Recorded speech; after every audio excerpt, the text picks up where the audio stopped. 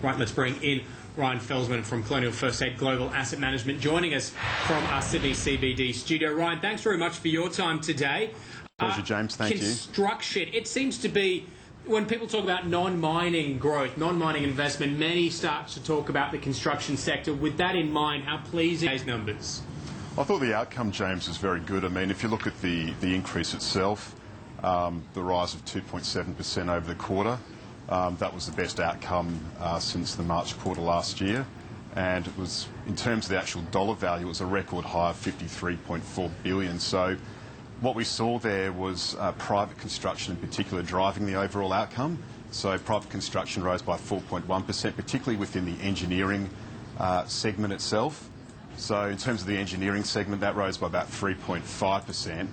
And certainly what we saw there was the fact that engineering, in terms of the construction side of things, the pipeline itself still remains reasonably healthy at around $136 billion.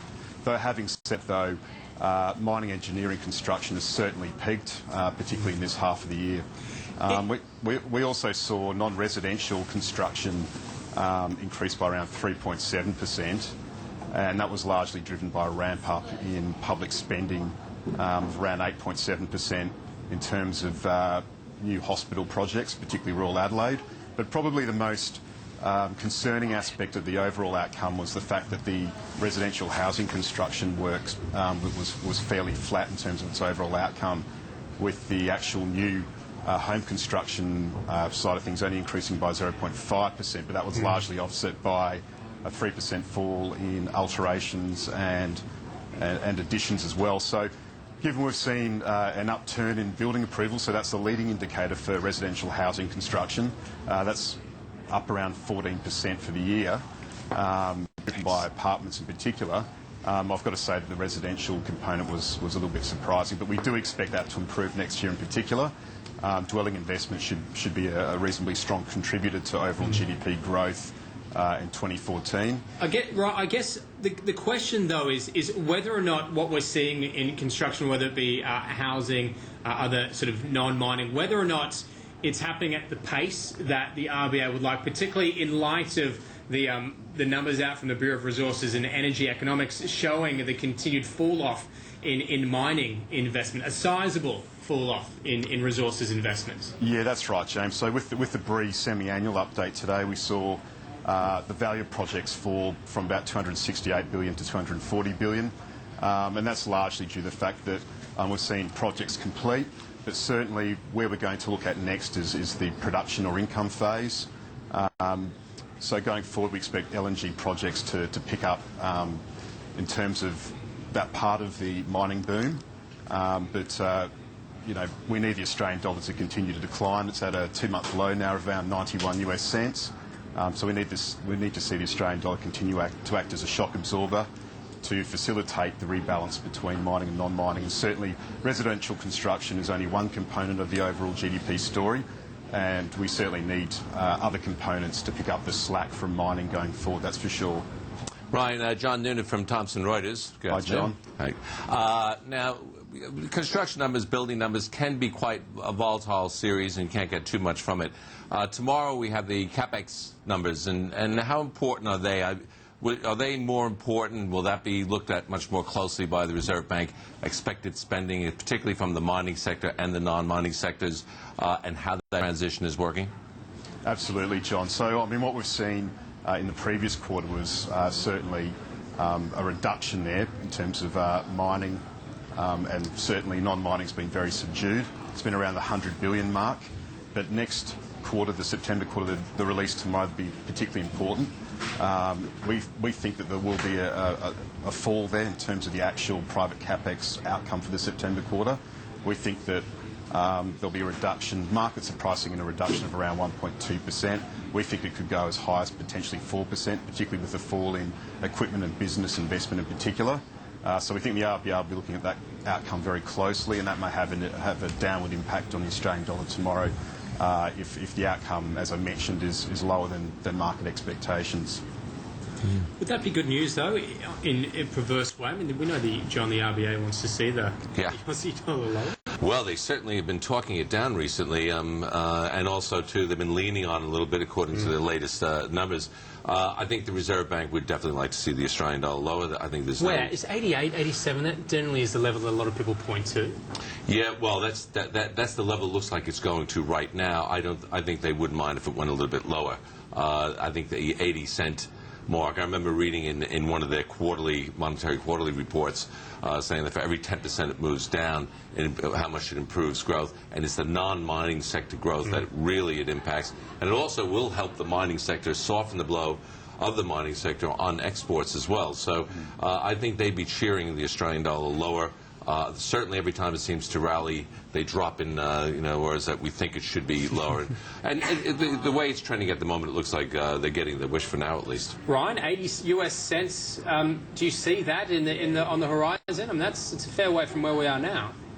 James, I don't think it'll fall as low as that in the near term, or medium term for that matter. We think that, as John mentioned, certainly the Australian dollar next year, once tapering is officially announced by the Fed, we think probably January or March. Possibility of next month if next week we get a really surprisingly strong labour market outcome in the US of over 200,000 payrolls. But once tapering commences, we see the Australian dollar heading to around the 87 level, as John mentioned. That's actually the 10-year average for the Australian dollar, but possibly 85 by the end of next year. Yeah, I don't think it's going to 80 cents either, but I think the RBA would like to see that, if anything. Yeah. Let's talk next week, Ryan. We of course have the December meeting for the RBA. Looking at just about every poll that's out there at the moment, on hold seems to be far and away the most expected outcome. What would be the arguments for a move either way? Well, I think certainly the RBA's retained its very mild easing bias, and that's largely because inflation remains subdued, and also because the labour market as well is quite weak. But having said that, though, our base case is that the RBA will increase rates probably in the third or fourth quarter next year, and that's largely predicated on the fact they don't want to overstimulate the housing market. And also, we've seen an easing in financial conditions with the Australian dollar coming down over the course of the last few weeks at least. And once the Fed starts tapering, that will ease conditions even further, and that will enhance and facilitate the rebalancing from mining to non-mining in particular. No chance of a move, John? No, I don't think so. I think the RBA is definitely on hold.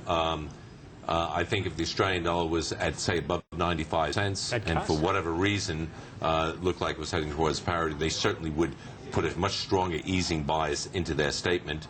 I think that would start to worry them and, would prompt them to even consider cutting, or at least give the market a signal that they're considering cutting. But I think the Reserve Bank probably feels monetary settings at the moment are appropriate. And as Ryan mentioned, the housing market is still bubbling along quite well. So I don't think they'll do anything to upset that, but I don't think they're going to be easing as well. Does the next move potentially go up then, if we're talking mid next year? Yeah, well, last quarter of next year. A lot of water will be going under the bridge before then. We have to see what's going to happen. We saw, as we were talking about earlier, the emerging market haven't. Their economies haven't performed that well. We have to see what's going on with China. The global growth story, which we're still quite dependent on, it's still a bit murky. I think we have to see how well that transition goes between from the mining sector spending and the public sector, and particularly the public sector spending into next year, and the RBA will gauge off that, I believe. Would you agree, Ryan? Yeah, absolutely. I mean, certainly the OECD and IMF have downgraded their global growth forecast for this year. There's obviously expected to be a pickup going into next year, but the growth is going to be led largely by developed countries such as the US. And what we need to see is a consistent and sustainable recovery take place in the US. We're certainly seeing it as far as some of the data recently in the private sector. We're seeing private sector GDP increase by about 3% over 2 consecutive quarters, and overall growth is near 3% at 2.8%. But certainly there's going to be some volatility around the Fed's exit or gradual exit from quantitative easing in particular. There's also communication around their forward guidance as far as retaining interest rates lower for longer. And of course, we've got to revisit the whole fiscal situation in January, February next year with the suspension or raising of the debt ceiling in February and a negotiation of another short-term budget deal in January as well. And also around that, of course, as John mentioned, we certainly had a massive correction in emerging markets prior to the postponement of tapering, so to speak, in September. So once tapering gets underway, there should be some volatility in emerging markets, particularly in those with quite large current account deficits in particular. So that's something to be mindful of as well. All right, fantastic. Got to leave it there. Ryan Felsman, as always, good to get your thoughts. Thanks a lot. Thanks very much, James. Pleasure. Sarah. We're going to head to a break.